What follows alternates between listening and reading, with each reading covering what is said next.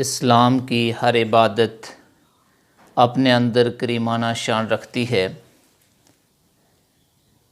گنہگار کی بخشش کا سماں رکھتی ہے اور نیکوکار کی بلندی درجات کا سماں اپنے اندر رکھتی ہے۔ اور اس کریم کی دو قسمیں ہیں۔ ایک کریم وہ کریم ہے کہ محتاج کو چل کر اس کے پاس جانا پڑتا ہے، کبھی وہ محتاج کے پاس نہیں آتا۔ جیسے آپ کنویں کے لیے، پیاسے کے لیے کنویں کی مثال لے لیں۔ آدمی پیاسا ہوتا ہے لیکن اسے چل کے کنویں کے پاس جانا پڑتا ہے، تب جا کر اس کی پیاس بجھتی ہے، کنویں کی کریمانہ شان مکمل ہوتی ہے۔ وہ جب اس کے پاس کوئی پہنچتا ہے تو وہ اس پہ کرم کرتا ہے۔ کبھی کنواں کسی کے پاس نہیں آتا۔ دوسرا کریم وہ ہوتا ہے کہ جو کسی کو چل کر اس کے پاس نہیں جانا پڑتا، بلکہ وہ ابر کرم کی برسات خود اس کے اوپر آ کے کر دیتا ہے۔ جیسے آپ بادل کو سمجھ لیں، بادل وہ کریمانہ شان ہے کہ کسی کو اس سے فیض حاصل کرنے کے لیے اس کے پاس نہیں جانا پڑتا، بلکہ وہ ابر کرم بن کر، ابر رحمت بن کر ہر ایک گھر کے اوپر برس جاتا ہے اور ہر ایک کی مراد کو پورا کر دیتا ہے۔ اسلام کی ہر عبادت کے اندر کریمانہ شان ہے۔ آپ نماز کو لے لیں، نمازی کو نماز پڑھنے کے لیے مسجد کے اجر و ثواب سے مستفید ہونے کے لیے مسجد جانا پڑتا ہے۔ حاجی کو حج کرنے کے لیے بیت اللہ جانا پڑتا ہے۔ زکوٰۃ دینے والے کو زکوٰۃ ادا کرنے کے لیے فقیر کے پاس جانا پڑتا ہے۔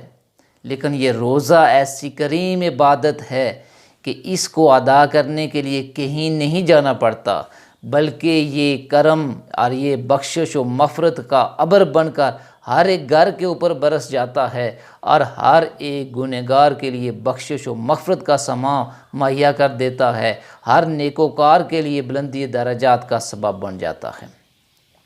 تو میرے اللہ نے دنیا کے اندر کوئی بھی چیز جو پیدا کی ہے وہ بیکار نہیں کی ہے، وہ غیر مفید نہیں ہے، بلکہ ہر ایک چیز کا ایک مقصد ہے، اور جب وہ چیز اپنا مقصد پورا نہ کر رہی ہو تو اس کو بیکار سمجھا جاتا ہے۔ فرماتے ہیں کہ اذا خلا شیء غایتہ فقد لغا، جب کوئی چیز اپنی غرض و غایت کھو جاتی ہے تو وہ بیکار ہو جاتی ہے، وہ لغو ہو جاتی ہے۔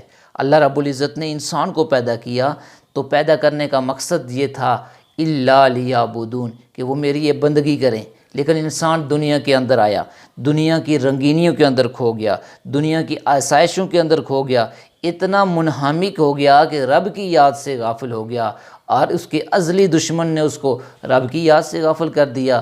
اب میرے اللہ نے ایک ماہ کے لیے اس ازلی دشمن کو، اس کے چیلوں کو بند کر دیا، پابند سلاسل کر دیا، اور انسان کے لیے عبادت کرنا آسان کر دیا، اور اس کو بند کرنے کے بعد انسان کو مخاطب کیا، مومن کو مخاطب کیا، کہا یا ایھا الذین آمنوا کتب علیکم الصیام کما کتب علی الذین من قبلکم لعلکم تتقون۔ فرمایا ایمان والو، تم پر روزے فرض کیے گئے ہیں، اور یہ کوئی ایسی بات نہیں ہے کہ تمہارے اوپر روزے صرف فرض کیے گئے ہیں، بلکہ تم سے پہلے لوگوں کے اوپر بھی روزے فرض کیے گئے تھے، اور مقصد اور مدعا کیا ہے؟ لعلکم تتقون، تاکہ تم پرہیزگار بن جاؤ، تم متقی بن جاؤ۔